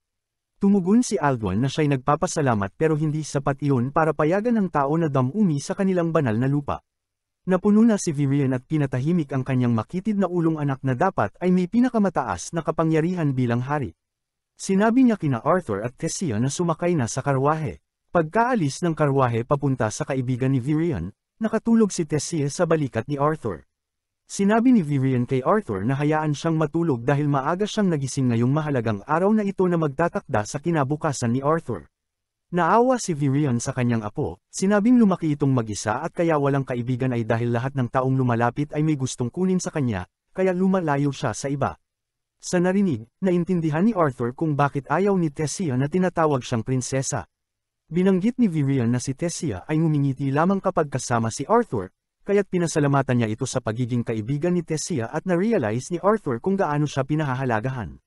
Napagtanto niya rin kung gaano kabait si Virion at nagdesisyong pagkatiwalaan ito ng lubusan. Pagdating nila sa destinasyon, bumaba sila sa harap ng bahay na kahawig ng bahay ni Frodo sa Lord of the Rings. Nagtaka si Arthur kung sino ang may-ari ng bahay na ito at bakit personal na bumisita ang dating hari. Si Virion, na kanina'y mukhang hari, ay biglang umasta bilang isang matandang lalaki at kumatok ng malakas sa pinto, tinawag ang kaibigan niyang matandang bruha. Nang walang sagot, idinikit niya ang tenga sa pinto pero biglang bumukas ito at nabagsakan siya. Sabay sigaw ng matandang babae narinig niya naman at huwag siyang sisigawan. Bumangon si Virion at ipinakilala ang matandang masungit kina Arthur at Tessia bilang si Rhaenyra Darkazan. Ayon kay Virion, si Rhaenyra ay isang espesyal na salamangkero na kayang tuparin ang hiling ni Arthur. Natuwa si Arthur at sinabing karangalan niyang makilala ito. Nagustuhan ni Rhaenyra ang pagiging magalang ni Arthur kaya pinapasok sila. Napansin ni Arthur na may balde lang ng tubig sa loob kaya't nagtanong kung paano siya makakakonekta sa kanyang mga magulang. Ipinaliwanag ni Rhaenyra na siya ay isang seer, isang uri ng salamangkero na nakakakita ng mga piraso ng nakaraan at hinaharap. Tinangka niyang gamitin ang kapangyarihan kay Arthur ngunit nagulat dahil kakaunti lang ang kanyang nakita. Tinawag niyang espesyal si Arthur. Sinabi ni Arthur na ayaw niyang makita ang hinaharap. Gusto lang niyang iparating sa kanyang mga magulang na buhay pa siya at huwag mag-alala. Kaya't pina-focus siya ni Rhaenyra sa tubig habang iniisip ang kanyang mga magulang. Gumamit siya ng mahika at nakita ni Arthur sina Alis at Ray na kumakain, nagdadalamati pa rin, at naalala nilang kaarawan niya ngayon. Naaalala nila ang nangyari noong nawala si Arthur at hindi pa rin sila nakaka-move on. Si Ray ay sumali sa security force ng lungsod at nakatira na sa mansion kasama si Alis at ang sanggol sa kanyang sinapupunan. Habang umiiyak sila sa pag-alala kay Arthur, nagsalita si Arthur at sinabi sa kanila na buhay pa siya at nasa lupain ng mga duwende. Ipinaliwanag niyang sa pamamagitan ng mahika siya nakakapagsalita at hindi pa makakauwi dahil may kailangang ayusin sa kanyang katawan. Pinayuhan niya silang huwag mag-alala at huwag sisihin ang sarili sa nangyari. Bago matapos ang usapan, sinabi niyang mahal na mahal niya sila. Niyakap ni Alice si Ray sa tuwa dahil buhay pa pala ang anak nila. May luha si Arthur sa mata. Ayaw niyang makita muli ang mga magulang sa ganitong kalagayan, kaya't nanumpa siyang magiging sapat na malakas para hindi na ito maulit. Nakiusap siya kay Virion na gawin siyang disipulo, pero hindi ganoon kadali ang kanyang pasya dahil hindi pa rin tanggap ni Alduin at Miriel ang ideya na may taong mananatili sa lungsod ng mga duwende. Para sa kanila, hindi ito isang bagay na dapat ikatuwa. Pumunta sina Virion at Tessia sa isang pagpupulong kay Alduin. Muli, sinubukan ni Tessia na sabihin sa kanyang ama na ang batang tinatanggihan nila ang siyang 2 beses nang nagligtas sa kanya. Kaya kung ipipilit nilang ayaw nila sa kanya, nangangahulugan iyon na nagtatakda sila ng halimbawa na ang mga duwende ay tumutugon ng masama sa kabutihan. Wala itong pakialam kay Alduin. Iniisip niya ang kapakanan ng kanyang mga tao at natatakot siyang baka hindi matanggap si Arthur sa lungsod. Nakialam din si Virion, hindi pa siya nagkaroon ng alagad noon. Kaya sinabi niya kay Alduin na kung hihilingin niyang maging alagad si Arthur, dapat ay pagkatiwalaan niyang mabuti ang bata. Dahil dito, at sa kanyang kahinaan sa ama at anak, pumayag si Alduin na manatili si Arthur. Ngunit may isa pa rin siyang kinababahala, kung tatanggapin ba ng kanyang mga tao si Arthur. Tinanong niya si Virion kung sino ang mananagot kung may mangyaring masama. Ni hindi nag-alinlangan si Virion at pumayag na siya ang managot. Lumabas sina Alduin at Miriel upang salubungin si Arthur. Humarap si Alduin kay Arthur at inamin na naging masungit siya noong una nang dalhin si Arthur sa lungsod. At hindi yun kasalanan ni Arthur kundi dahil sa tingin ng mga tao sa mga tao. Kita ni Arthur ang malinaw na pagbabago sa pag-uugali. Ang parehong Alduin na dating tutol sa kanyang presensya ay masaya na ngayong tinatanggap siya. Tunay ngang mahal ni Alduin ang kanyang pamilya at gagawin ang lahat para mapasaya sila. Kinamayan ni Alduin si Arthur bilang pagtanggap. Pero may mas magandang ideya si Tessia. Hinamon niya ang kanyang ama, sinabing kung talagang masaya siya sa presensya ni Arthur, dapat ay payagan siyang samahan si Arthur sa lungsod at ipakita ito sa kanya. Wala nang mawawala kay Alduin, lalo na't kumalat na ang balitang mananatili si Arthur sa lungsod, kaya pinayagan niya sila. Masayang hinayla ni Tessia si Arthur papunta sa lungsod. Ipinakita niya ang mga kawili-wiling tao roon. Unang beses iyon ni Arthur sa lungsod ng mga duwende at humanga siya sa itsura ng mga ito. Ikinwento ni Tessia ang tungkol sa isang malaking tindahan ng merienda at prutas at hinayla siya upang maunahan ang karamihan. Habang sinusundan niya si Tessia, isang batang duwende ang sinadyang bumangga sa kanya. Dahil magalang ang ating pangunahing tauhan, hindi siya nagreklamo at sa halip ay humingi pa ng paumanhin at nagpaalam. Pero tiningnan siya ng bata ng may paghamak. Sinabi nitong, nakontamina, siya ni Arthur dahil sa pagiging tao nito. Idinugtong pa niyang kahit gusto ni Virion si Arthur sa lungsod, hinding-hindi siya tatanggapin dahil isa siyang tao. Karaniwan, hindi magpapakita ng kalokohan si Arthur sa ganitong sitwasyon, pero natutunan na niya kung paano magpakabata mula kay Tessia at pagkakataon nito para ipakita iyon. Tiningnan ng bata si Tessia at sinabing kung sasamahan niya si Arthur ay masisira lang ang magandang reputasyon niya. Nagpakilala siya bilang si Fairith Ivesar, isang maharlika, at nag-alok na ihatid si Tessia pauwi. Kaagad siyang pinagsabihan ni Tessia na mali ang kanyang asal, ngunit hindi alam ni Tessia na may mas magandang plano si Arthur. Sinasadyang yumuko si Arthur nang may sarkasmo kay Fairith at sinira ang pangalan nito sa pagtawag sa kanya ng Ivisor, imbes na Ivesar na tila isang panlalait. Naunawaan ni Tessia ang ginawa ni Arthur at natawa, pero nakuha rin ni Fairith ang biro. Ayaw niyang mapahiya bilang isang maharlika, kaya agad niyang hinamon si Arthur sa isang tunggalian. Ang paghamon ng tunggalian sa lungsod ay hindi karaniwan. Lahat ng matatanda ay huminto para manood. Kapag tumanggi si Arthur sa tunggalian, ibig sabihin ay natalo na siya at mapapahiya sina Virion at ang maharlikang pamilya. Kaya tinanggap niya ang hamon kahit pinipigilan siya ni Tessia. Hiniling ni Fairith na si Tessia ang maging hukom at nagsimula ang tunggalian. Mayabang na sumugod si Fairith, ngunit isang suntok lang ni Arthur ay natamba na siya at tumirik ang mga mata. Hindi nagulat si Tessia. Binalaan na niya noon si Fairith na ang lalabanan niya ay hindi mahina, kaya dapat lang niyang tanggapin ang bunga ng kanyang katigasan ng ulo. Hinayla niya si Arthur at sinabihang tumakbo. Tumakbo siya kasama ito ng masaya.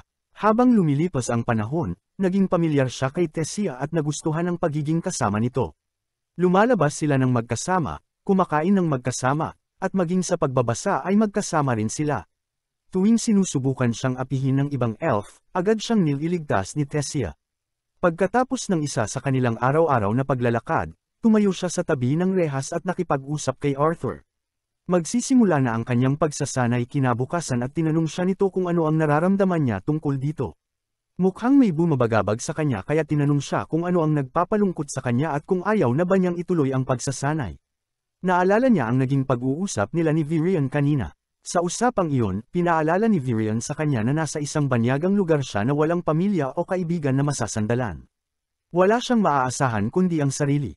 Gayunpaman, pinili pa rin niyang manatili sa lugar na iyon at matuto. Binalaan siya ni Virion na hindi magiging madali ang pagsasanay. Mas mahirap pa ito kaysa sa anumang naranasan niya noon. Ngunit kung magtitiis siya at matututo sa kabila ng lahat ng pagdaraanan niya, magiging tiyak ang kanyang magandang kinabukasan. Binigyan siya muli ni Virion ng pagkakataong umatras at tinanong kung talagang gusto niya ito, at sinabi niyang interesado siya. Kaya iniutos ni Virion na pansamantalang kalimutan muna ang sakit sa kanyang manakor. Sa oras na iyon, masigla niyang tiningnan si Tessia. Sinabi niyang inaasahan na niya ang pagsasanay kinabukasan. Ibinunyag niyang marami na nga siyang naranasan at nakipaglaban pa kasama ang kanyang ama. Alam niyang wala sa mga naranasan niya ang maihahambing sa bagay na gusto niyang gawin ngayon, pero determinado siyang magsimula at sigurado siyang magiging mas malakas siya. Iniabot din ni Tessia ang kamay niya at sinabing gagawin din niya ang kanyang makakaya. Makakaya saan? Tanong niya. Kaya inamin ni Tessia na gagawin niya ang kanyang makakaya sa lahat ng oras upang hindi siya mapag-iwanan ni Arthur at makipagsabayan dito. Tignan na lang daw nila kung paano yun mangyayari. Kinabukasan, nagsimula ang pagsasanay. Nakaharap siya kay Virion habang ipinakikilala nito sa kanya ang mga susunod na bahagi ng kanyang buhay. Habang nagsisimula ang pagsasanay, naisip niya sa sarili, mas mabilis ang buhay sa kaharian ng mga elf kaysa sa labas. Sa loob ng ilang araw niya roon, marami na siyang natutunan at unti-unti siyang lumalago. Tinanggap niyang manatili roon dahil alam niyang ito ang pinakamahusay na desisyon para sa kanya at kontrolado na niya ang kanyang kinabukasan. Sinabi niya sa sarili na kahit hindi niya alam ang mga pagdaraanan niya sa pananatili sa kakaibang kaharian na ito, ang alam niya lang ay magiging maliwanag ang kanyang kinabukasan. Nais ko rin sa kanya ang tagumpay sa hinaharap na ito at sabik akong makita kung ano ang naghihintay sa kanya.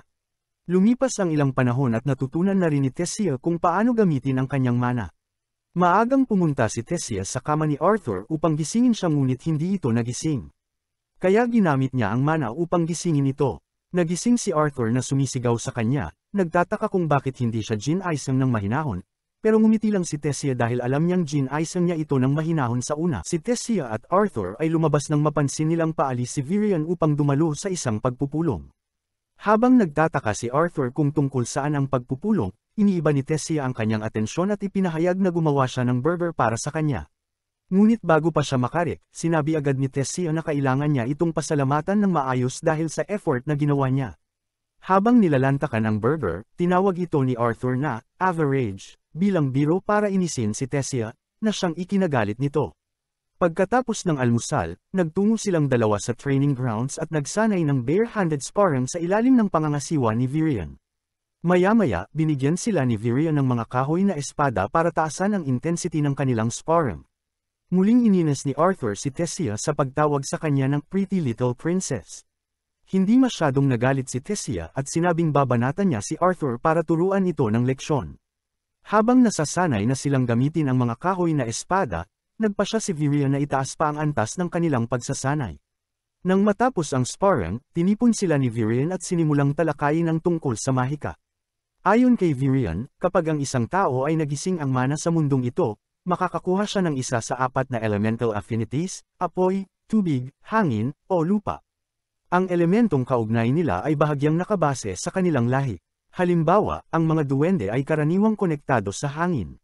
Ang ibang lahi naman ay mas mahusay sa tubig o lupa, at ang mga duwende ay partikular na magaling sa earth at fire magic. Samantalang ang mga tao, dahil na rin sa dahilan ng istorya, ay may potensyal na manipulahin ang lahat ng 4 na elemento. Ngunit hindi ibig sabihin nito na kayang kontrolin ng isang tao ang lahat. Isa lang ang maaaring maging affinity ng isang tao at ito ay random. Binanggit din ni Virion ang sobrang bihirang kaso kung saan ang ilang tao ay kayang kontrolin ng higit sa isang elemento, at malakas ang kutob kung isa si Arthur sa kanila. Nagtaas ng kamay si Tessia at nagtanong kung bakit hindi sinanay ni Arthur ang kanyang katawan habang gumagamit ng mahika gaya ng ginawa niya. Ipinaliwanag ni Virion na masyado pang mahina si Arthur para gawin iyon, at ang kanyang mana core ay may beast will na bumabalisa sa balanse ng kanyang katawan at mahika. Iyon ang dahilan kung bakit sumasakit ang puso ni Arthur. Hinala ni Arthur na maaaring konektado kay Sylvia ang beast will na ito, pero alam niyang hindi siya dapat agad mag-assume. Sabi ni Virion, para magamot ang beast will, kailangan muna nilang maintindihan kung ano talaga ang nangyayari sa loob ni Arthur. Tinukso siya ni Tessia kung sumasakit ba ang katawan niya tuwing tinatamaan siya sa training, at inamin ni Arthur kung gaano kalakas manuntok si Tessia. Ipinaliwanag ni Arthur kung bakit biglang lumakas si Tessia o halos kapantay na niya. Ang mga duwende kasi ay nagigising ang kanilang mana pagsapit ng 10 taong gulang, at si Tessia na 9 na taong gulang ay kakagising pa lang ng kanya.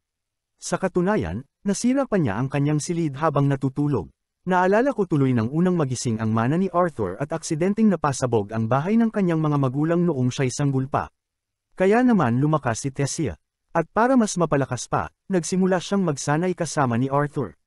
Isang araw habang nagsasanay, nagpasya si Virion na panahon na para gisingin ni Arthur ang kanyang beast will. Para hikayatin siya sa mahirap na hakbang na ito, sinabi ni Virion na kapag nagtagumpay ang ritual, hindi na siya masasaktan muli. Bukod pa roon, magiging tunay siyang beast tamer. Nangganyo si Arthur at umupo para simulan ang ritual. Ipinaliwanag ni Virion na kailangan niyang pasiklaban ang apoy sa loob ng magic core ni Arthur at sinigurong init lang ang kanyang mararamdaman. Inilipat ni Virion ang kanyang mana kay Arthur ngunit may nag-activate at sumigaw sa sakit si Arthur habang inilalabas ang kanyang buong mana, na naging dahilan ng pagkakalipad ni Virion at Tessia. Pagkatapos ng ritual, nawalan ng malay si Arthur. Nang mapagtanto ni Virion ang nangyari, ibinalik niya si Arthur sa kastilyo at binantayan ito hanggang magising. Nang makasiguro siyang okay si Arthur, tinanong niya ito tungkol sa Beast Wheel at kung pamilyar ba siya rito. Sinabi ni Arthur na ang Beast Wheel sa loob niya ay mula sa isang dragon. Pinaghihinalaan na ito ni Virion, at dahil ang mga dragon ay maalamat na nilalang, pinapangako niya kay Arthur na huwag sasabihin kan-inuman dahil maraming masasamang tao ang susubukang kunin ito mula sa kanya. Ngayong gising na ang Beast Wheel ni Arthur, sinabi ni Virion na makakauwi na siya matapos ang 4 na buwan, na ikinagulat ni Arthur dahil akala niya ay 2 taon pa siyang mananatili doon. Ipinaliwanag ni Virion na may gaganaping cultural exchange event matapos ang 4 na buwan na inorganisa ng 3 kaharian, at magbubukas ang daan papuntang Zyrus City kung saan naruroon ang mga magulang ni Arthur. Nalungkot si Arthur nang ma-realize niyang ang pagpupulong na dinaluhan ni Virion ay tungkol pala sa komunikasyon sa ibang kaharian para sa kanya. Naantig siya rito. Sabi ni Virion dapat siyang maging masaya dahil muli niyang makikita ang kanyang mga magulang, at iniisip ni Arthur kung paano tatanggapin ni Tessia ang balitang ito.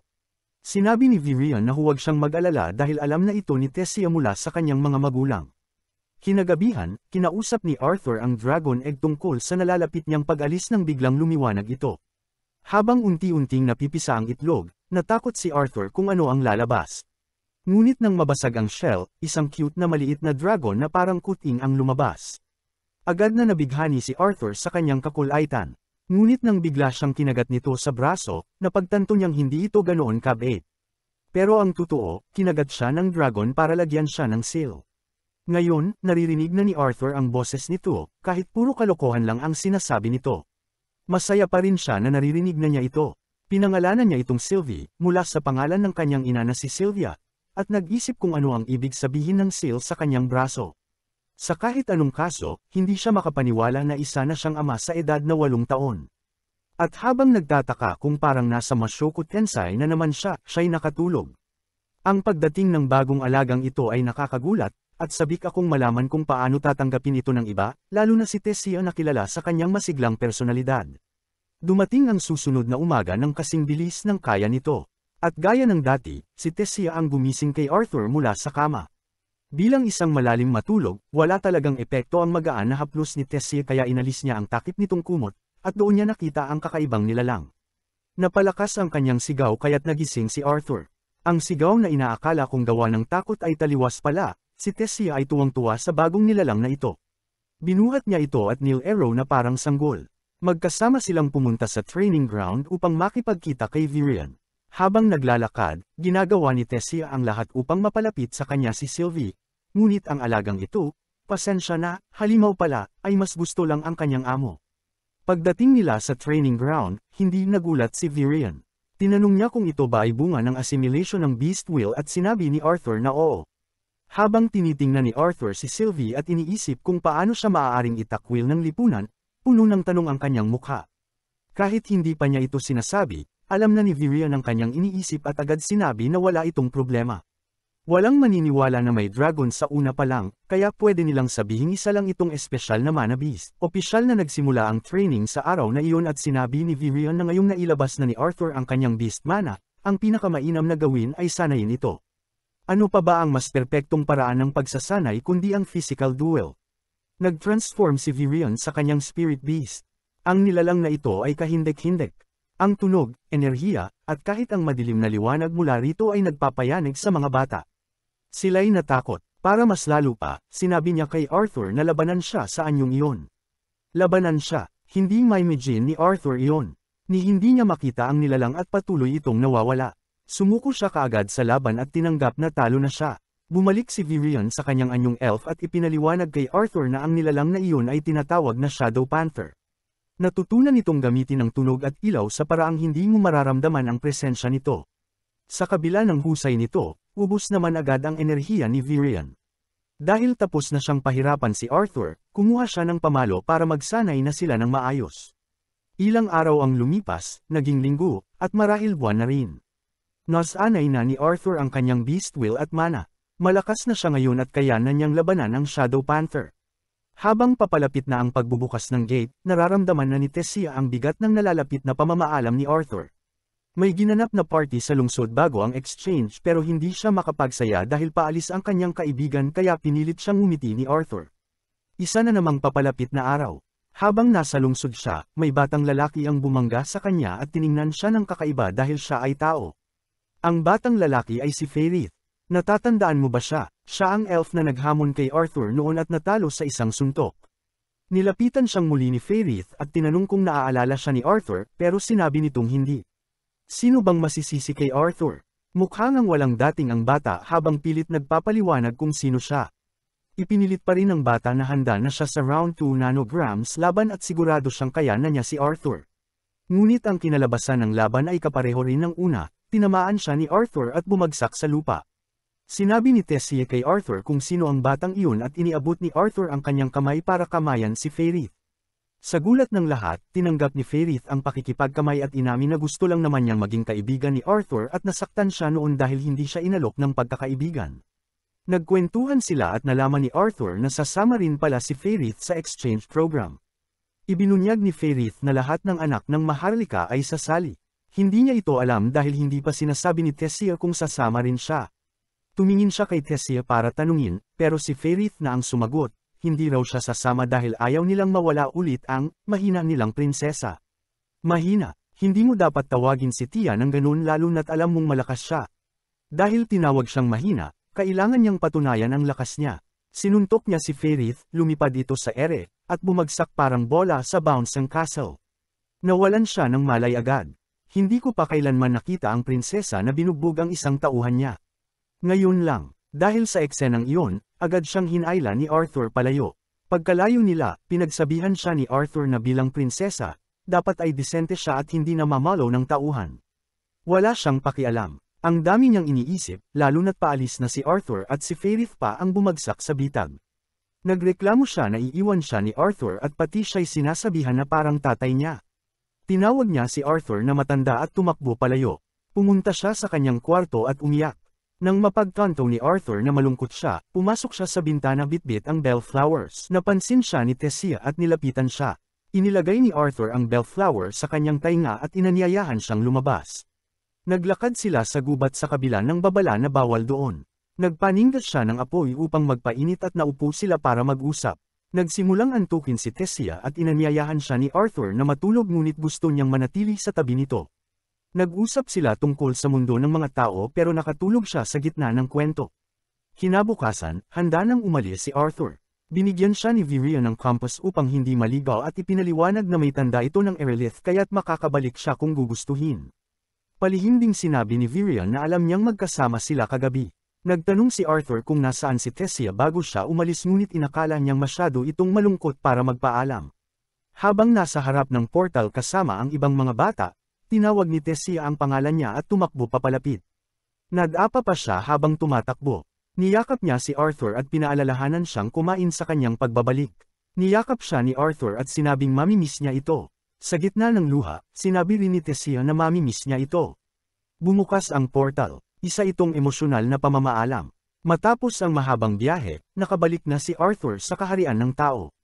Pagdating sa Zyrus Kingdom, tuwang-tuwa siya na makikita niyang muli ang kanyang mga magulang. Umuwi siya, inayos ang sarili, at kumatok sa pinto. May batang babae na tumakbo papunta sa pinto upang buksan ito. Tinitigan niya ang matamis na batang babae sa kanyang harapan, alam niyang iyon ang kanyang kapatid. Tumakbo rin ang kanyang mga magulang patungo sa pinto habang tinatawag ang pangalan ng bata, Eleanor.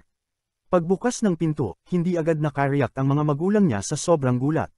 Ngumiti siya sa kanila at sinabing, nandito na ako. Hindi makapaniwala si Alice at Reynold nang makita nila si Arthur sa kanilang harapan at agad nila itong niyakap ng mahigpit bilang pagsalubong sa kanyang pagbabalik.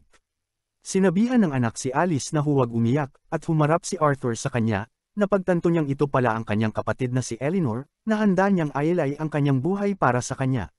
Lumuhad siya sa harap ni Eleanor at ipinakilala ang sarili, at laking gulat nito na makita ang kanyang kapatid. Pagkatapos nito ay pumasok si Arthur sa loob ng bahay kung saan nagsimulang magtanong si Alice tungkol sa mga nangyari habang wala siya. Tiniyak niya na ayos lang siya, at sinabi pa ni Reynold na tigilan na ni Alice ang pagkukulit sa kanilang anak. Samantala, nagseselo si Eleanor sa Athens yung natatanggap ni Arthur mula sa kanilang mga magulang, ngunit sinabi ni Alice na makipagkaibigan siya kay Arthur dahil siya ang kapatid na palagi nilang ikinukwento. Sinabi ni Arthur na matagal na niyang gustong makilala si Eleanor, at biglang tumalon sa mga bisig niya ang batang dragon na si Sylvia.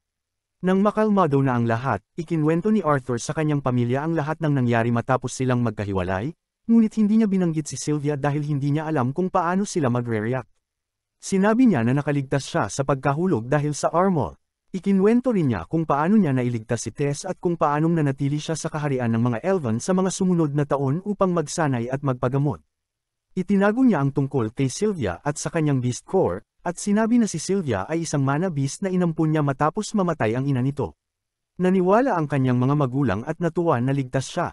Biglang nagtanong si Reynold kung anong antas na ng mana core ang meron si Arthur. Ngunit pinagalitan siya ni Alice dahil hindi pa dapat iyon pinag-uusapan. Tinanong muna ni Arthur si Reynold tungkol sa trabaho nito at buong pagmamalaki nitong sinabi na isa siyang security instructor sa isang sikat na auction house. Ipinagmalaki rin ni Reynold na naging dark orange ang kulay ng kanyang mana core 2 taon na ang nakalipas, na nasa gitna ng power scale. Humanga si Arthur at inisip na pinaghirapan iyon ng kanyang ama, pero siya mismo ay nasa light red stage na isang antas lang ang layo sa dark orange. Napahiya si Reynold dahil malapit nang malagpasan siya ng kanyang anak, kaya hinamon niya ito sa isang spar para makita ang lakas nito, ngunit pinagalitan siya muli ni Alice. May biglang pumasok sa bahay, at tinanong ng lalaking si Vincent si Reynold kung totoo bang buhay ang kanyang anak. Naisip ni Arthur, anong problema ng taong to? Ipinaliwanag ni Reynold na si Vincent ang may-ari ng auction house na pinagtatrabahuhan niya at pati ang bahay nila ay pagmamay-ari rin ito. Binati ni Arthur si Vincent at ang asawa nito, at agad niyang naging kaibigan ang anak nilang si Lilia dahil sa kakulaitan ni Sylvia. Sinabi ni Reynold kay Vincent na maglalaban sila ni Arthur sa hardin at iniimbitahan siyang manood. Nagulat si Vincent pero sumama rin siya sa lahat. Hindi siya makapaniwala na nasa light red stage na ang mana core ni Arthur, pero sinabi ni Alice na mabilis matuto ang kanyang anak at walang dahilan para magsinungaling ito. Mahirap pa rin para kay Vincent na paniwalaan ito dahil kahit ang pinakamahusay na estudyante sa mga elite training school ay bihirang umabot sa light red stage sa edad na 13, pero si Arthur ay 8 pa lang. Samantala, natapos na sina Arthur at Reynold sa pag-iinit at sabay silang sumugod sa isa't isa. Nablock ni Arthur ang mga atake ni Reynold at bumawi ng sariling atake, ngunit nablock din ito ni Reynold at sinabing kailangan pa niyang magsanay. Laking gulat nito nang ipakita ni Arthur ang natutunan niya kay Virion at napaatras niya si Reynold, na humanga pero sinabing hindi na siya bibigyan ng isa pang pagkakataon para umatake. Pinukas niya ang kanyang mana sa kamao at naging apoy ito, na ikinagulat ni Arthur. Alam niyang sa mundong ito, bawat mana user ay may natatanging elementong ipinanganak sila. Para sa mga conjurer, madali itong tukuyin at gamitin, pero para sa mga augmenter tulad ni Reynold, kailangan ng matinding pagsasanay at pangunawa. Biglang binalot ni Reynold ng apoy ang kanyang buong katawan at sumugod kay Arthur, na nagawang ipagtanggol ang sarili pero napaatras. Naisip ni Arthur ang tungkol sa kapangyarihang tinatawag na Kai sa kanyang nakaraang buhay na katulad ng mana, ngunit ang Kai Master ay maaaring pumili ng elementong nais nila. Habang lumalaban, naisip niya na isinilang siya ngayon na walang partikular na elemento, na ibig sabihin ay maaari niyang gamitin ang lahat. Dahil sa kanyang pagsasanay mula sa nakaraan at sa ngayon, naniniwala siyang kaya niyang talunin si Reynold. Pinagtuunan niya ng mana ang kanyang mga kamao na nagsimulang maglabas ng gintong liwanag na ikinagulat ng lahat. Tumakbo siya papunta kay Reynold at hinarang ang naglalagablab na kamao nito gamit ang gintong aura. Ang banggaan nila ay nagdulot ng matinding shockwave na parehong nagpatalbog sa kanila.